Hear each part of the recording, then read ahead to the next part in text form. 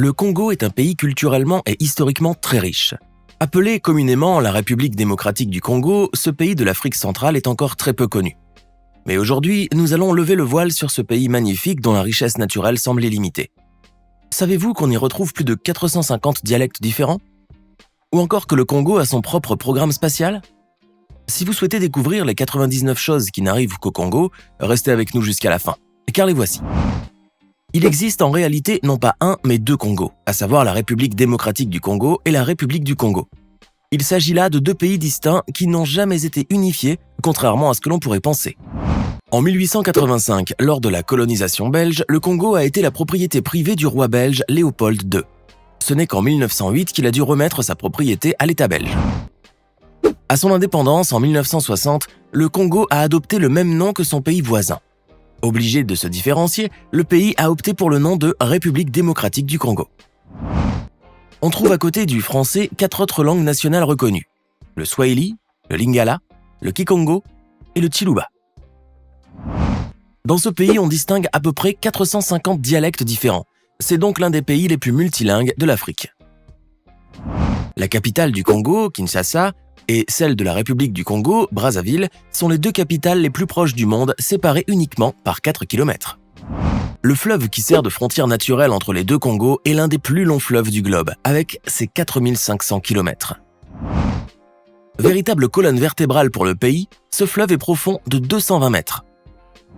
Le parc national de Virunga, situé en République démocratique du Congo, est le plus ancien parc de toute l'Afrique.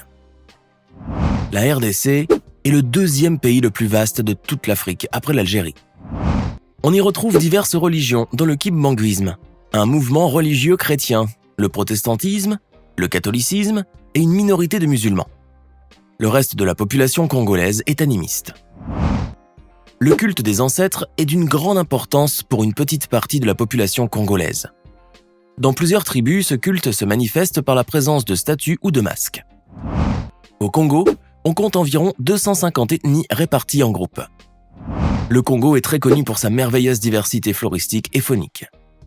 Il possède d'ailleurs 6 volcans, dont l'un est appelé Nyiragongo. Situé à proximité de la ville de Goma, il est considéré comme l'un des volcans les plus dangereux d'Afrique, principalement à cause de la présence d'un lac de lave quasi permanent. La RDC compte parmi les 16 pays au monde qualifiés de méga biodiversité. Ce pays peut être fier de posséder 47% du massif forestier tropical du continent africain et 6% des réserves tropicales mondiales. 66% du territoire est constitué exclusivement de forêts équatoriales ou de lacs. L'okapi est le symbole national du Congo. Mais c'est le léopard qui est l'emblème du pays. Le Congo compte plus de 1170 espèces d'oiseaux, 480 espèces de mammifères, 1000 espèces de poissons, 350 espèces de reptiles, 220 espèces de batraciens et 11 000 espèces végétales.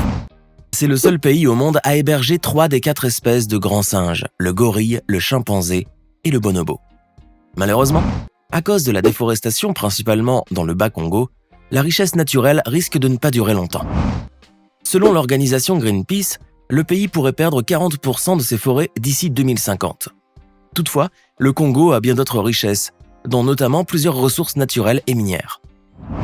Accrochez-vous bien, le Congo possède 63% de réserves mondiales de cobalt à l'est du pays, 36% de l'or, 16% de coltan, 11% de zinc, 27% de cuivre, 18% de l'uranium, 8% de plomb et énormément de diamants dont le pourcentage n'est pas encore connu.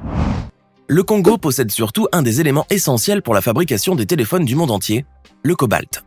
Et ce n'est pas tout, on y trouve aussi des ressources agricoles comme le café, le bois et le caoutchouc. Béni par la nature, la RDC a tout autant de pétrole et de gaz. Le pays est un centre touristique car peu d'endroits au monde sont d'une beauté comparable à celle du nord-est du Congo. Malgré tout cela, la République démocratique du Congo demeure l'un des pays les plus pauvres du monde. Plusieurs Congolais dépendent de l'agriculture pour survivre. Les estimations soutiennent qu'une grande partie de la population vit en dessous du seuil de la pauvreté. L'éducation et la santé sont encore très peu développées dans le pays.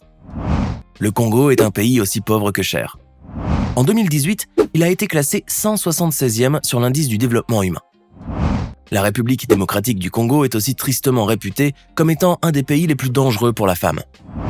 et en cas de décès de son mari, il est possible qu'elle doive suivre un ensemble de rites et de dures épreuves. Il arrive parfois dans certains coins reculés du pays que la jeune veuve soit mariée à l'un de ses beaux-frères dans le cadre de la continuité du mariage déjà contracté.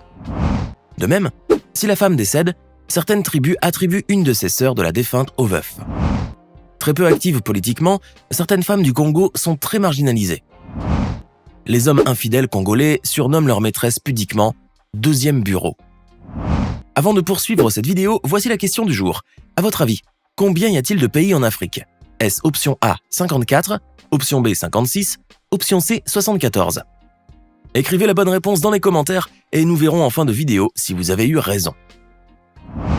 Avant le mariage, la famille du mari se doit de négocier un montant de dot avec l'oncle ou le père de la future mariée afin de déterminer sa valeur symbolique. C'est d'ailleurs souvent l'oncle maternel qui exerce l'autorité dans une famille. Quant aux enfants de moins de 14 ans, ils constituent 47,4% de la population. Le pays a un taux de croissance annuel de la population qui s'élève à 3,07%. L'espérance de vie en RDC n'est en moyenne que de 60 ans. Il n'y a aucune ville au Congo qui répondrait à tous les critères de ville dite moderne. À Kinshasa, on trouve des taudis qui coexistent avec des résidences et commerces très chics. Néanmoins, Kinshasa est aussi célèbre dans la sous-région comme étant un carrefour de la diversité culturelle, où pratiquement toutes les ethnies, les langues et les cultures du Congo se côtoient. Chaque ethnie du Congo conserve son propre mode de vie qui se traduit par des pratiques spécifiques, telles que les danses, les musiques, l'artisanat, ce qui forme un patrimoine humain et culturel unique au monde. Incontournable au Congo, la danse fait partie de la culture de la population. Les habitants de Kinshasa, appelés Kinoa, ont longtemps pratiqué la danse du Ndombolo, jusqu'aux années 2000. On trouve actuellement au Congo des danses traditionnelles très diverses, dont la danse des échasses pratiquée au Nyari, la danse kébé-kébé, des Mbochi. Ces danses sont essentiellement pratiquées dans les zones urbaines. Quant à la musique congolaise, elle s'est propagée dans toute l'Afrique sous multiples dénominations, Congo Music, Jazz congolais, etc. La rumba congolaise, ou encore le soukous, sont des styles de musique qui ont été si populaires qu'ils se sont propagés au-delà des frontières du pays. La musique a même influencé la population à adopter un style vestimentaire appelé la SAP, autrement dit la Société des ambianceurs et des personnes élégantes. L'inventeur du mot SAP serait Christian Loubaki, un homme à tout faire congolais travaillant dans le quartier huppé du 16e arrondissement à Paris qui aurait observé ses employeurs s'habiller et profiter des vieux vêtements qu'ils lui offraient. En 1978, avec la complicité de Kofino Massamba, Christian Loubaki crée sa première boutique, la Saperie à Bakongo, le quartier par excellence de la sape au Congo. Ce mouvement, que l'on compare au dandysme, consiste à s'habiller de manière très élégante, quitte à dépenser des sommes d'argent très importantes. Au Kinshasa, on trouve de nos jours plusieurs sapeurs habillés en vêtements colorés, costumes, cravates et portant des lunettes de soleil même la nuit. Selon les sapologues, le premier commandement de la sape est « Tu saperas sur terre avec les humains et au ciel avec ton Dieu créateur ». Le mouvement a pris une ampleur telle que des femmes congolaises deviennent aussi sapeuses. Il existe aujourd'hui une religion dénommée Kitandi, fondée par un Kinois appelé Stervos Niarchos qui s'est autoproclamé pape de la sape.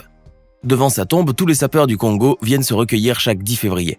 Le spectacle est d'ailleurs grandiose. Le style vestimentaire traditionnel n'est pas pour autant obsolète. Les femmes, par exemple, se drapent encore de pagnes, destinés à couvrir leur corps. Ce tissu a de multiples usages. Il sert de couverture, de couvre-chef ou de porte-bébé. Le pagne a même une toute autre dimension. La femme congolaise s'en sert aussi pour manifester son élégance et sa réussite sociale. En cuisine, les Congolais ont plusieurs plats nationaux. Ils raffolent entre autres du fumbwa, du sakasaka et surtout du pondu. Un plat composé de feuilles de manioc consommé absolument partout au Congo. Certains Congolais aiment mettre de la mayonnaise dans presque tout ce qu'ils mangent. Cependant, au Congo, certains habitants consomment aussi de plus en plus des insectes. Au marché Gambela de Kinshasa, on trouve facilement des grosses larves de charançon blanche, des chenilles légèrement croquantes ou encore des termites cassant sous la dent. Il est souvent déconseillé aux touristes de prendre des photos des habitants, car cela pourrait les contrarier. Il s'agit là d'un respect à accorder à toute personne, quel que soit le pays où tu te trouves. Il est déconseillé de prendre des photos sans demander la permission. La RDC est un pays où les moustiques envahissent tous les logements et peuvent transmettre des maladies graves telles que la malaria. C'est pour cette raison que les habitants du Congo dorment le plus souvent possible sous des moustiquaires. Les habitants du Congo sont réputés pour leur hospitalité et leur solidarité. Par respect, toutes les femmes du Congo sont appelées maman si elles sont mariées ou même si elles n'ont pas d'enfants. Les Congolaises n'hésiteront jamais à aider n'importe quelle femme ayant des enfants. Au Congo, la plupart des familles disposent de sa propre hiérarchie interne. Les aînés prennent en charge les cadets qui leur doivent du respect. Malgré les coutumes ancestrales prédominantes et la pauvreté qui y règne, le Congo possède son propre programme spatial. Ce programme appelé Troposphère est l'initiative de la société Développement Tous Azimuts. Troposphère 2 et 4 ont été des fusées lancées dans le ciel à environ 1500 mètres d'altitude avec succès.